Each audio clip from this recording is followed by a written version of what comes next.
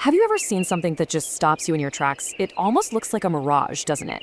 This absolutely stunning structure seems to rise right out of the Iranian desert. It's this perfect, honeycombed marvel of architecture. So today, we're going to dig in and uncover the story behind it. Just picture it. The sun goes down and this whole magnificent facade just starts to glow. You've got these symmetrical arches creating this, well, just this incredible spectacle. This is the Amir Chakmak complex. And when you look at it, you just have to ask, right? What is this place? What's its story? Okay, so this isn't just any old building. This is the central landmark of Yazd, which is a UNESCO World Heritage city in Iran. Now, Yazd is famous for being this city that figured out how to thrive in the desert. And honestly, for a lot of people, when you think of Yazd, this is the image that comes to mind. All right, let's zoom in a bit on the design. You see that massive facade? It's all about these perfectly symmetrical, sunken-in alcoves. They're called E1s, and they are just covered in these incredibly intricate geometric patterns that are so classic in Islamic design. Then you've got those two towering minarets on top. It's that perfect balance, that harmony that just sticks with you. So you have to wonder, who built this? Who was the visionary behind it? Well, the story here isn't just about some building project. Nope. It's about a 15th century power couple who had a huge vision for their city.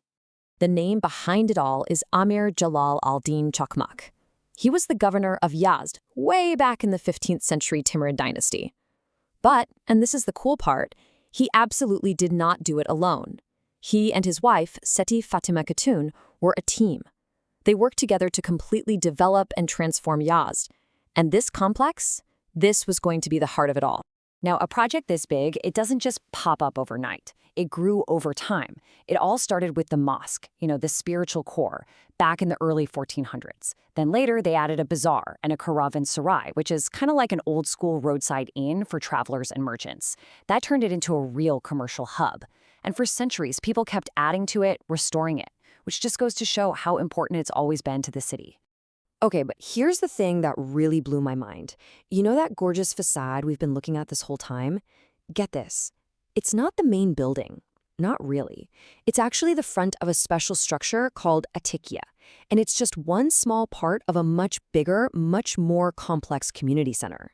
The genius here was that it was basically an all-in-one community hub, like a modern town square, but with everything built in. It wasn't just some pretty monument to look at. It was the living, breathing heart of the city.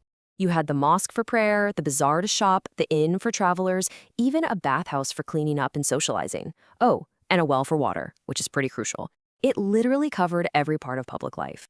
And we really need to understand what that tekiya is. Remember, that's the structure with the famous facade. It was designed for a very specific purpose, for Shia mourning rituals, especially a commemoration called Ashura. So this place has a deep spiritual meaning that goes way beyond its beautiful architecture. So you see, this wasn't some museum piece you just admired from a distance. No way. This was where you did your shopping, where you met up with friends, and where you took part in the most important religious ceremonies of the entire year. It was a living, breathing part of Yazd back then, and it still is today. And that actually brings us to the most powerful role this complex plays even now. Because during the festival of Ashura, this whole square, it completely transforms. It becomes a stage for one of the most incredible and dramatic religious ceremonies you'll ever see. So, how does that even happen? I mean, how does a stone monument become the center of this powerful, living ritual year after year after year? Well, it all revolves around a tradition and an object of truly incredible scale and symbolism. And this is the Nak. It's this massive, and I mean massive, wooden structure. It's shaped like a cypress leaf, and it's a symbolic representation of the coffin of Imam Hussein. They decorate it with all these fabrics and mirrors and banners, and for most of the year, it just sits quietly in the corner of the square, kind of waiting. And when I say massive, I'm not kidding. This thing is 8.5 meters tall. That's almost 28 feet. It's unbelievably heavy. It's this incredibly powerful physical symbol of shared grief and shared faith. So during Ashura, this ritual called Nakhla Gardani happens. You get hundreds of men, all working together, all united, and they lift this enormous structure onto their shoulders and carry it through the square. It's this passionate, rhythmic procession, just an overwhelming display of community, faith, and heritage all rolled into one. But let's pull back for a second. For a place like this to even exist, the city around it, Yazd itself, had to be an absolute marvel of engineering. I mean, just to survive in this environment required a level of ingenuity that is, well, it's just breathtaking. You see these towers all over the Yazd skyline? That's a badgir, or a windcatcher. And what it is basically an ancient air conditioner. Seriously. They're brilliantly designed to literally catch the wind and funnel it down into the buildings below. It creates natural airflow and cools everything down, all without using a single bit of electricity. And if the Windcatchers were the AC, this was the city's lifeline. It's called a Qanat.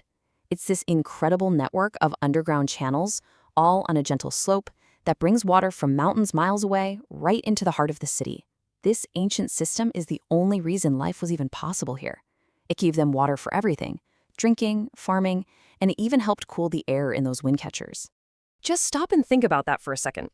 The people of Yazd came up with these amazing sustainable solutions thousands of years ago for problems that we now solve with tech that just burns through energy. The badgers were the original AC units. The Qanats were the original city water systems. I mean, it's ancient ingenuity at its absolute best. So what's the big takeaway here? Well, the Amir Chakmak complex isn't just one thing, right?